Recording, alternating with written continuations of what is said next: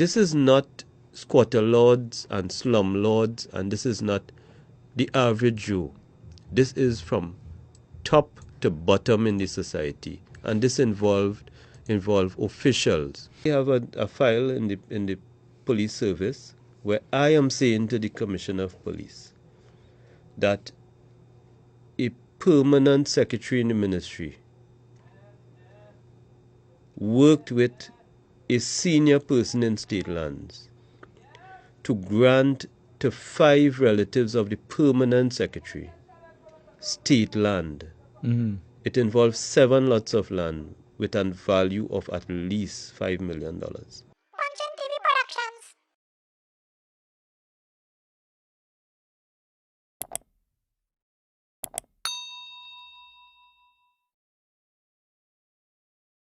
A bank was dealing with, and I was surprised.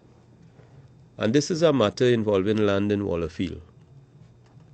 And the person produced to the bank what looks to be very legitimate land title documents, showing that the property is in this particular individual's name. And this particular individual, by the way, happens to be a medical doctor. And were it not for the I would say the honesty of persons involved, nobody would have known about it. But it was reported to me, and when I got the documents, I immediately acted on it. When I saw that this was a fraud perpetrated by a major banking institution in support of a $6 million mortgage, which was about to be granted, I acted. And lo and behold, I was reading the newspaper one day, and this person, by the way, this medical doctor, is writing me all the time, asking me to complete the transaction. The person went so far as to provide proof that they have some sort of affiliation to the political party that I'm part of. And the person got people to lobby me. And I'm reading the newspaper one day, and I see a Privy Council decision involving the same person relating to an act of fraud relating to land committed against their legal secretary in the office. Their secretary, sorry, not legal secretary. It involved a medical doctor and a lawyer. And I immediately wrote to the medical board. I immediately brought it to their attention, and I said to the medical board, apart from my matter, which is at the police service, and I accept that you can't take action on a report that I have made, but here is a parallel matter where the Privy Council has made findings against the person. And I must say that I was surprised. The medical board responded, and they said to me they will await the outcome of the police investigation in my matter. So this is not squatter lords and slum lords, and this is not the average Joe. This is from top to bottom in the society, and this involve officials. We have a file in the police service where I am saying to the Commissioner of Police that a permanent secretary in the ministry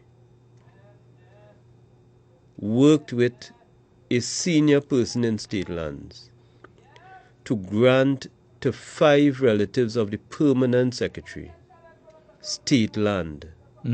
It involves 7 lots of land with a value of at least $5 million.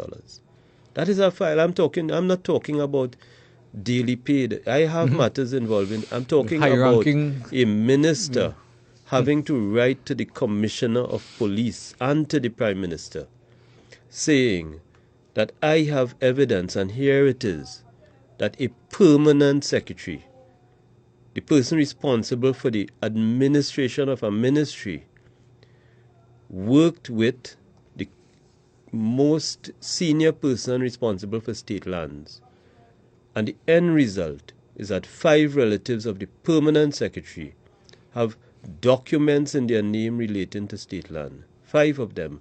The other 2, I have them by name. I have not been able to trace who they are. And this is entirely my work as minister. Yeah. I have documents. I was driving in Centeno where the ministry has houses which were previously assigned to senior officials who were required to be housed. And I'm seeing some construction activity taking place. And I personally go to the buildings and I see building materials and so on. And I ask that somebody check this out for me. And the occupant produces documents which appear to be HTC documents, and the person is paying $1,400 a fortnight, and they think it's to HDC. And these are all fraudulent documents with lawyer documentation and all of that. That is in the hands of the police. The surveying profession under law, there's a disciplinary tribunal, and the composition of it is something that is unacceptable to me, and I intend to go through the process of changing the law. The Land Survey Board is chaired by the Director of Surveys. I have no complaint with that, except that I think it is unacceptable in the sense that as a board, it should be chaired by an independent person. From a governance point of view, it should be chaired by an independent person. The disciplinary tribunal, the members are nominated by the surveying profession. I have taken the position because I found, imagine the disciplinary tribunal has surveyors on it nominated by their profession who have matters before the tribunal. And I took the position that is unacceptable. In the case of the land surveyors, I am not aware of anybody having addressed that issue by way of audit or otherwise. I said that I believe it's 2 years ago. I commissioned this work. I got the report in January. It was an excellent report advising me on the statutory change, the regulatory change, the administrative changes that need to be made.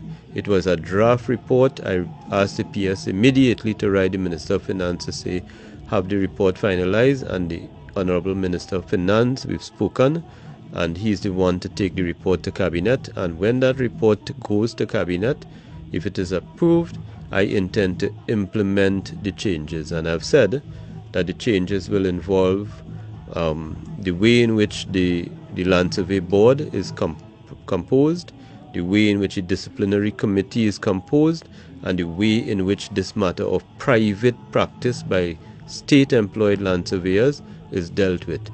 And then we get to the surveying profession itself. And one of the things I had to confront as minister was the fact that the public service regulations allow for land surveyors employed in the public service to also perform services privately. But the thing that stuck out to me was that in the years 2020 and 2021, 5 surveyors employed by the state performed about 1,900 private surveys. I would estimate that in doing 1,900 surveys, the fees involved would be about $20 million. Which is where and I believe you use the correct term, that the performance of private surveys by surveyors employed in the public sector is an unfair advantage over the surveying profession. As minister, I have at least 50 active files with the Trinidad and Tobago Police Service. All the complainant is the minister. There's no public officer. I am the minister. You know the implications of that? Yeah. The implications is that when the matter comes up, if charges are laid, I am going to be the one spending time in court giving the evidence.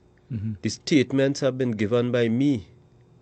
And in one case, I think it's unprecedented, I had to go to the police station to identify an ID parade, to identify somebody. And there's no public servant giving a statement. And those matters, I will give you the range of them. It has to do with a patrolman, somebody, a public servant employed by the state to go around and identify improper dealings with state land occupation and so on. And that person entering into a transaction with the person who was functioning as Commissioner of State Lands, where the Commissioner of State Lands issues a letter to the person saying, go ahead and build a house on that land. And only to end up in court because it was private land.